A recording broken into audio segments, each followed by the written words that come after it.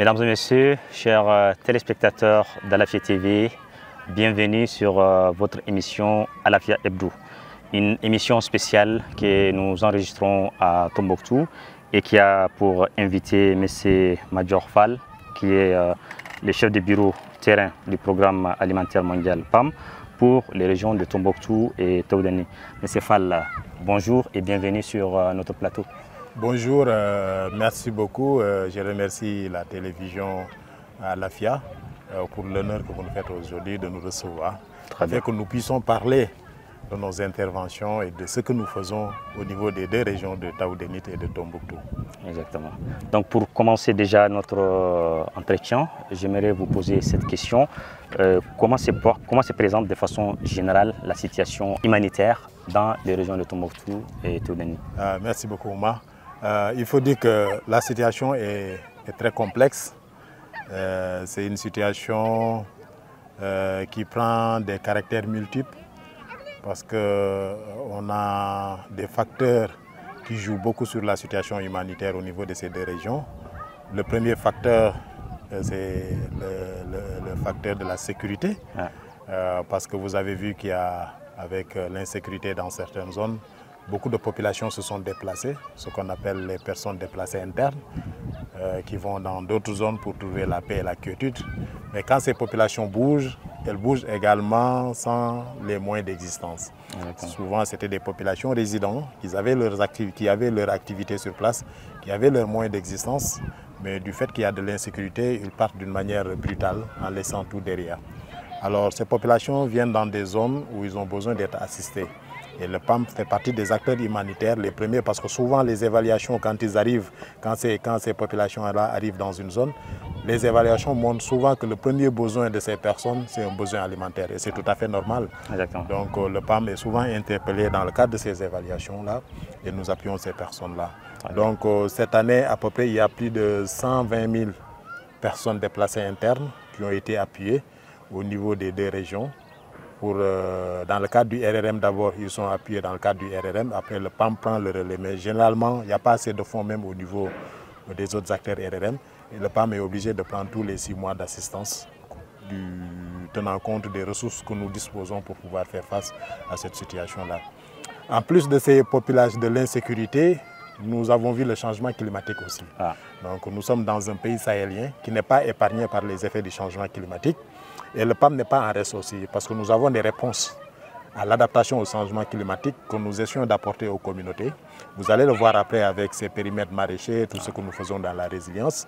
Mais pour vous dire tout simplement que nous avons aussi d'autres mécanismes qui nous permettent d'assister ces populations-là. Si vous voyez, on est en train de préparer une réponse sur la base de ce qu'on appelle un fonds de contingence qui nous a attribué par le siège du PAM en Italie. Et parce qu'on a vu dans le cadre d'une alerte satellitaire qu'il y a des poches au niveau de la région de Tombouctou où l'hivernage a démarré d'une manière très tardive. Où la conséquence c'est quoi? C'est que les populations ne feront pas une bonne récolte. Donc on est en train d'appuyer dans la zone, le logiciel a un peu détecté ces poches-là dans la zone de Gourma et dans la zone de Niafunké, où on est en train de préparer une réponse à 1500 personnes.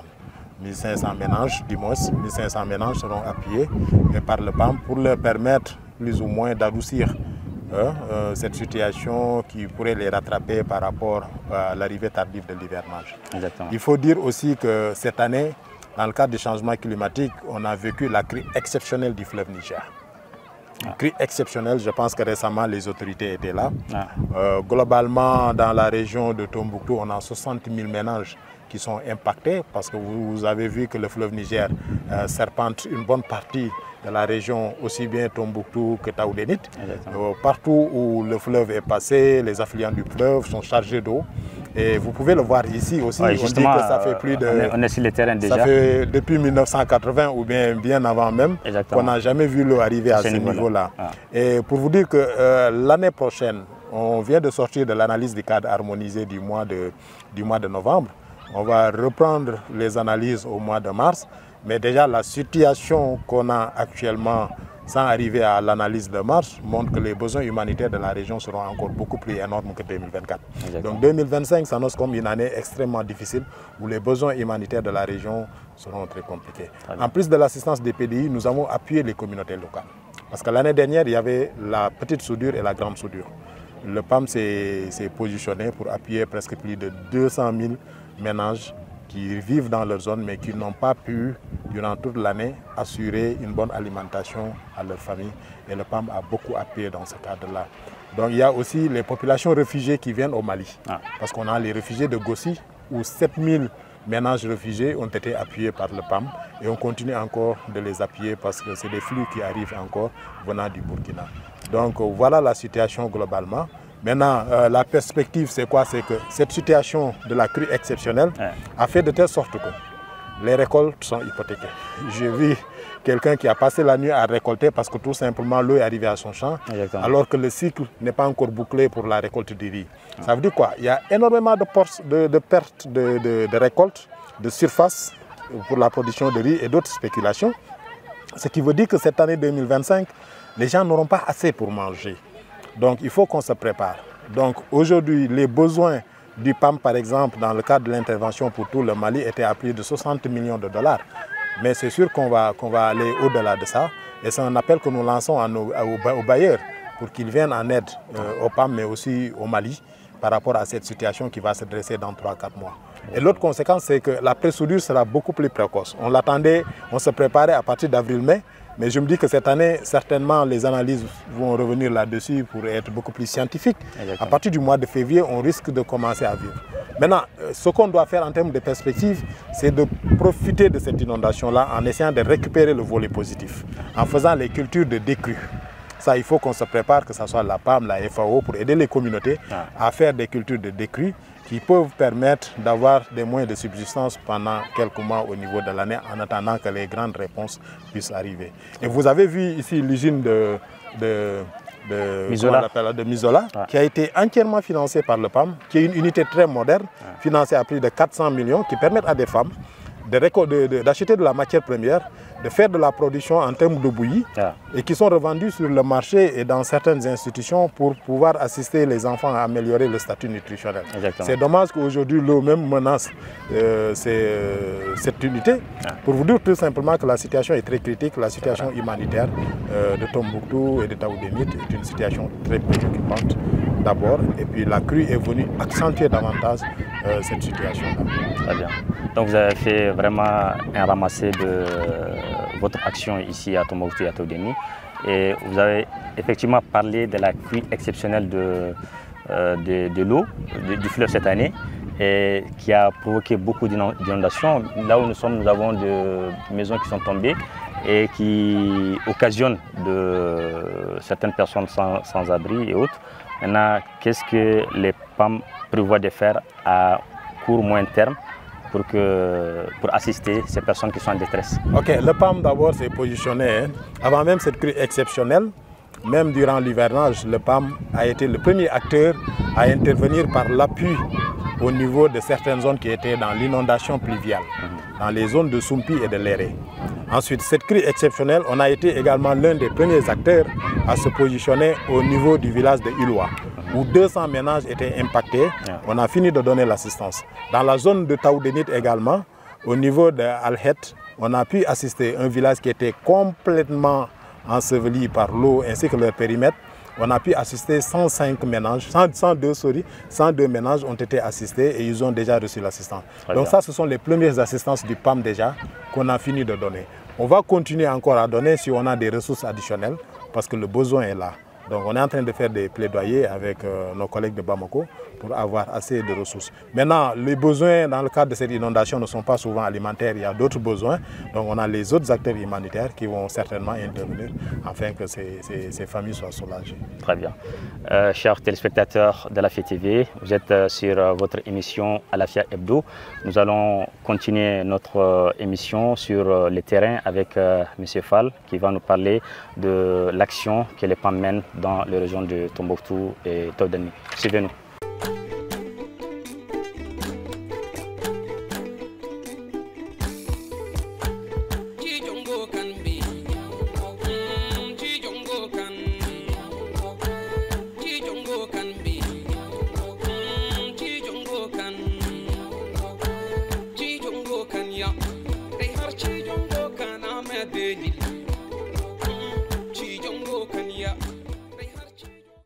Monsieur Fall, nous sommes actuellement à l'école des déficients auditifs.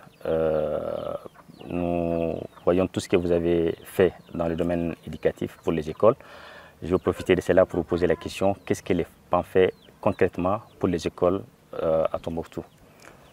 Merci beaucoup. Donc, nous sommes ici au niveau de l'école des déficients auditifs de Mansour, de Tombouctou, qui est un symbole de nos interventions dans le cadre de l'appui à l'éducation, plus précisément sur l'alimentation scolaire, où nous travaillons avec les services décentralisés de l'État à travers le ministère de l'Éducation.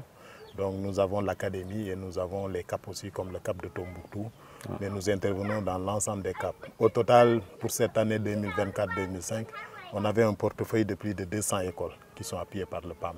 Et l'appui du PAM pour les écoles concerne à donner des repas chauds, principalement pour que les enfants qui quittent loin puissent avoir une bonne alimentation.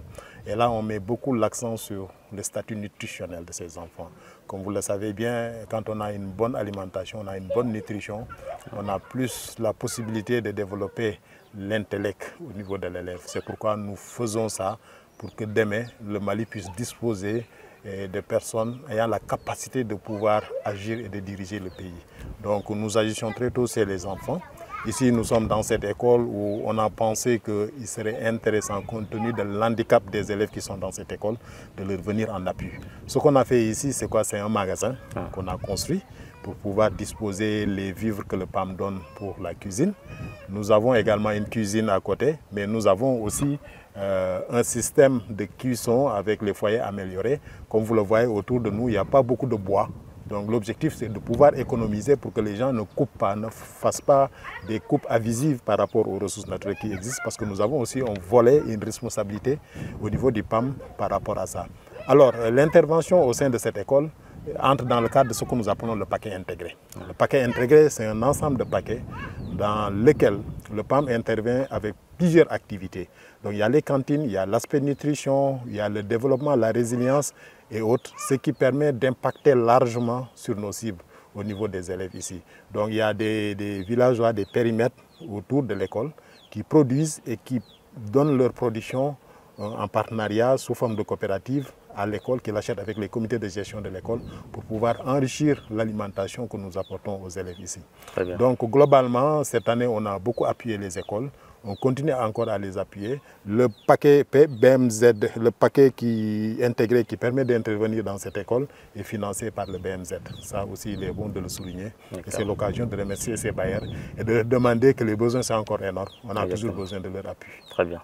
Donc nous allons continuer notre émission parce que nous avons d'autres lieux à visiter avec exactement ce que vous faites sur le terrain. Nous partons à présent au CESCOM de Belefrandi pour voir ce que vous faites exactement dans ce domaine de la santé.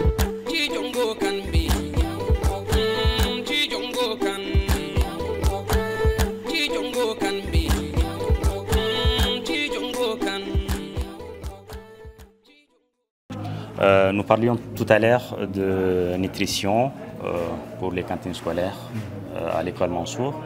Et actuellement, nous sommes au niveau du CESCOM de Belefrandi. C'est l'occasion pour nous dire qu'est-ce que les PAM fait exactement sur le plan nutritionnel dans votre zone d'intervention. Merci beaucoup. C'est vrai, on est dans un CESCOM. Il faut dire que du point de vue statut nutritionnel, la région est un peu compliquée, que ce soit Taoudénit ou Tombouctou, parce qu'on est dans des indicateurs qui dépassent les normes requises par l'Organisation mondiale de la santé. Ce qui fait que c'est ça qui est le soubassement de notre intervention. Et pour cette année 2024 qui s'achève, on a beaucoup appuyé les CESCOM à vivre nutritionnel. C'est sur la base du dépistage qu'ils font aux enfants et aux femmes enceintes et allaitantes, pour voir le statut nutritionnel s'ils ont besoin d'un renforcement nutritionnel. Par exemple, en termes de chiffres, on a pu appuyer 52 000 enfants de 6 à 59 mois qui, pour les prévenir de la malnutrition ou bien qui présentent des symptômes où ils ont besoin d'un traitement de produits nutritionnels dans le cadre de la malnutrition.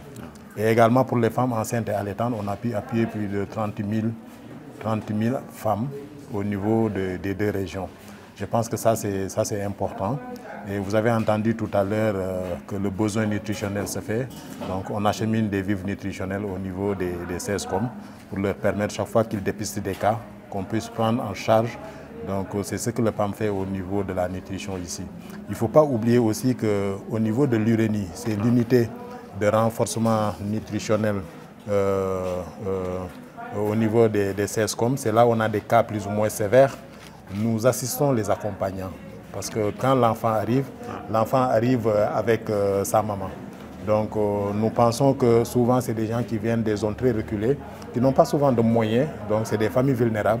Donc nous prenons en charge l'alimentation des accompagnants en petit déjeuner, en déjeuner, en dîner, le temps que la famille, l'enfant et sa maman séjournent au niveau de l'URENI.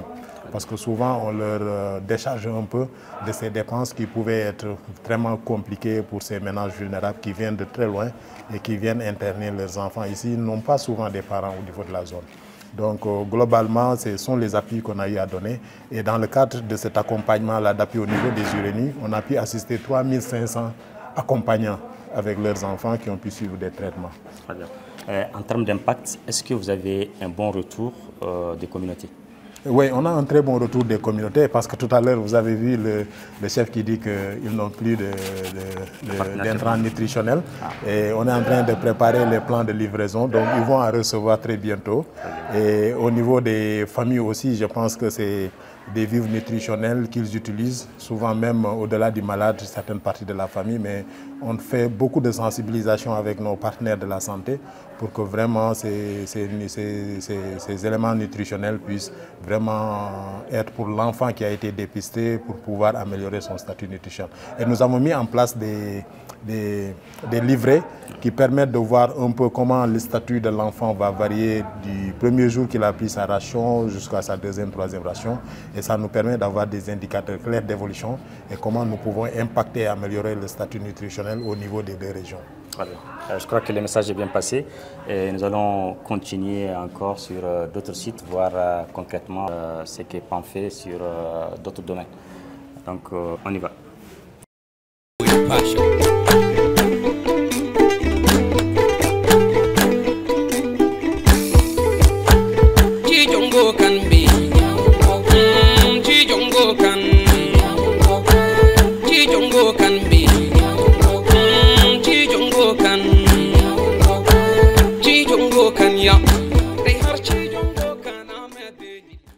Monsieur Fall, ici nous sommes au niveau des Tédéni, un jardin maraîcher que les PAM a financé avec un château d'eau.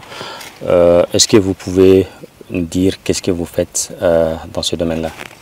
Oui, bon, nous sommes ici au niveau du village de Tédénit où nous avons un périmètre maraîcher et qui est nouvellement installé, qui consiste à appuyer une coopérative, un groupement de producteurs. Vous avez vu qu'il y a 1,5 hectare qui sera mis en valeur, qui a commencé d'être mis en valeur, ce n'est pas complètement épuisé, et qui regroupe 60 exploitants, dont 15 femmes. Ça c'est un échantillon de ce que nous faisons au niveau de la région de Tombouctou pour l'appui à la résilience. Et le PAM appuie le groupement, les acteurs dans le domaine de l'agriculture à faire de la production. Ici, c'est la production maraîchère et l'arboriculture. Donc, comme vous le savez, il est très difficile d'avoir les légumes au niveau de la région, alors que ça contribue à rehausser le statut nutritionnel. Donc, ces groupements viennent ici travailler. Nous avons ici une production intensive de pommes de terre. Et le PAM a appuyé la clôture pour cette coopérative. Nous avons appuyé également un forage équipé de pompes solaires. Donc, au total, il y a 6 forages qu'on a mis en place cette année au niveau des différents périmètres que nous appuyons au niveau de la région de Taoudénit. Et là, on est en train de les suivre et vous avez vu qu'à côté, il y a des populations déplacées avec leurs équipements. Donc ça montre que c'est une pratique culturelle qui a son impact au niveau de la région. Et ici, nous essayons d'appuyer ces producteurs-là. Donc ils vont recevoir des semences. Ils vont recevoir du renforcement de capacités sur les itinéraires techniques de production. Ils vont également recevoir des renforcements de capacités sur la gestion financière et comptable des ressources qu'ils vont prendre, comment ils font les dépenses, ainsi de suite. Donc on fait un suivi sur leur comptabilité en matière de production agricole. Mais également, on va les renforcer dans tout ce qui est transformation des produits agricoles et agroalimentaires. Je pense que c'est à cause de ça qu'on a fait la jonction avec aussi les unités de transformation que nous avons mis en place au niveau de la région. C'est que ces produits arboricoles et maraîchers pourront permettre aussi, en termes de conservation, de faire des produits de conservation, que ce soit des marmelades et autres, qui vont être vendus après sur le marché. Très bien. Donc on va vous suivre pour la visite de ces périmètres-là.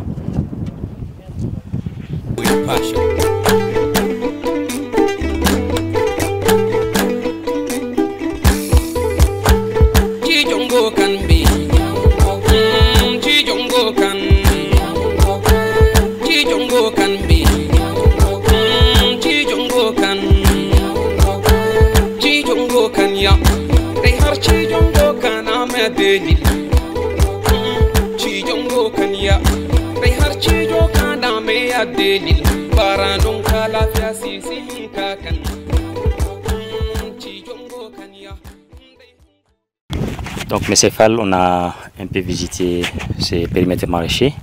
Est-ce que vous pouvez nous dire déjà quelles sont les variétés qui sont cultivées ici, dans ce périmètre-là? Ok, donc je disais tantôt qu'on est sur ce périmètre de 1,5 hectare. Donc si vous voyez, la principale culture que vous voyez, c'est la pomme de terre.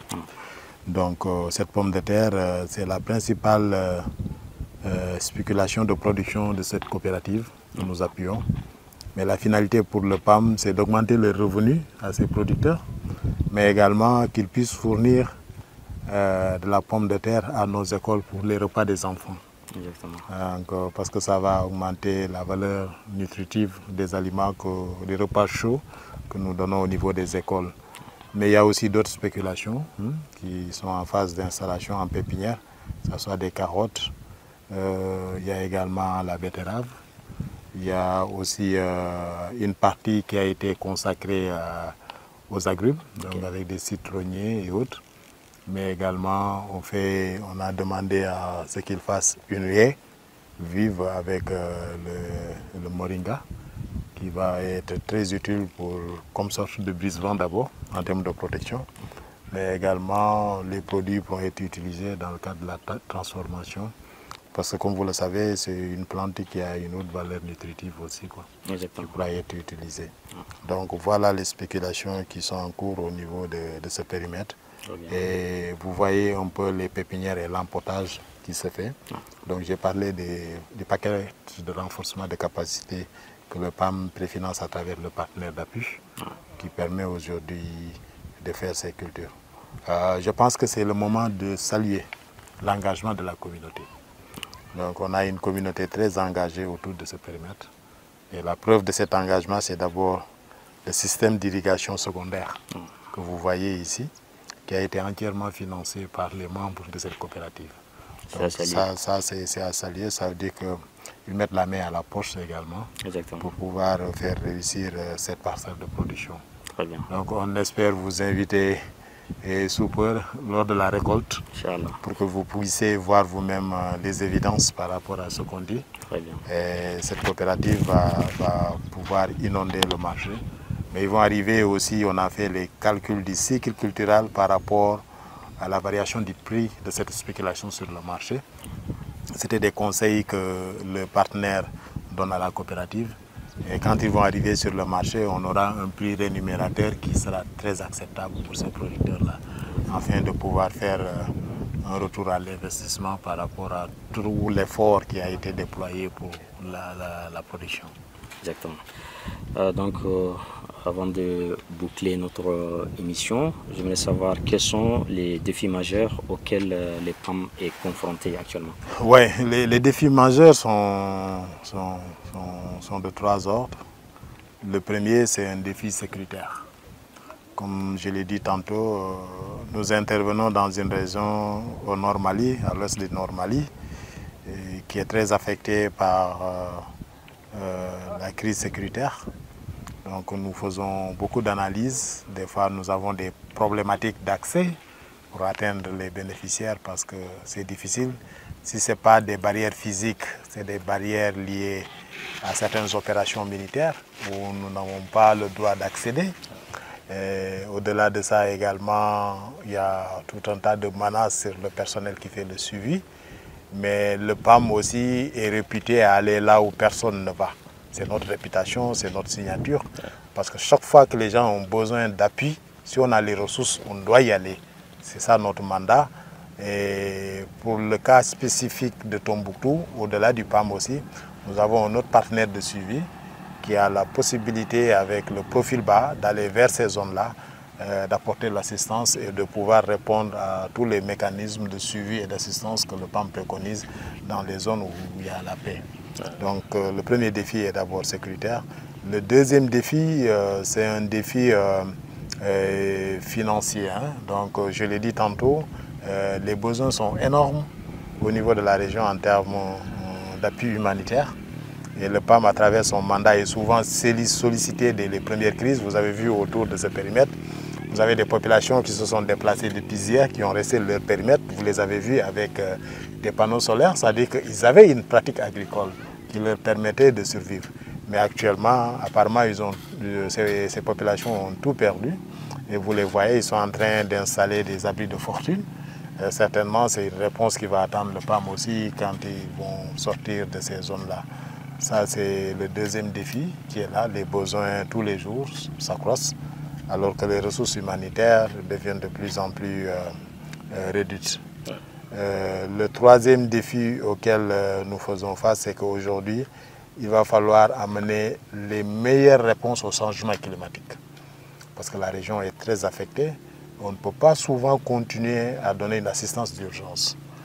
À un moment donné, il faut qu'on renforce notre capacité dans des schémas pareils d'appui à la résilience pour les communautés qui sont fixées. Et ça, ce n'est pas seulement des ressources financières, mais c'est de nouvelles technologies qui leur permettent de s'adapter au changement climatique.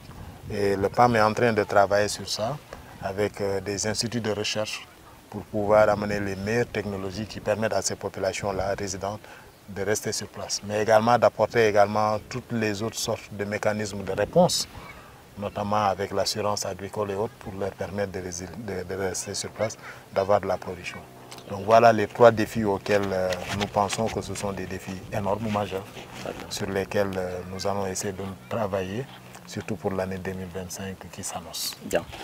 Donc nous arrivons déjà au terme de notre émission, mais avant de clôturer, nous allons quand même vous donner l'opportunité de donner votre dernier message. Merci beaucoup. Le dernier message, c'est de dire au gouvernement malien, aux autorités administratives de Tombouctou que le PAM sera toujours là, à leur côté, pour appuyer le gouvernement, pour appuyer les communautés vulnérables. C'est notre mandat, c'est notre engagement. Nous allons tout faire pour avoir des ressources pour venir appuyer les communautés. Nous serons toujours à leur côté. Très bien. Je crois que le message est bien passé. Mesdames et messieurs, chers téléspectateurs d'Alafia TV, nous étions en compagnie de M. Major Fall, qui est sous-chef de bureau terrain du programme alimentaire mondial PAM pour les régions de Tombouctou et Todani. Avec lui, nous avions parlé de l'ensemble de l'action que le PAM mène dans ces deux régions, Tombouctou et Todani. C'est un plaisir pour moi de vous présenter ce numéro spécial d'Alafia Hebdo. Nous vous donnons rendez-vous la semaine prochaine sur Alafia TV. Au revoir.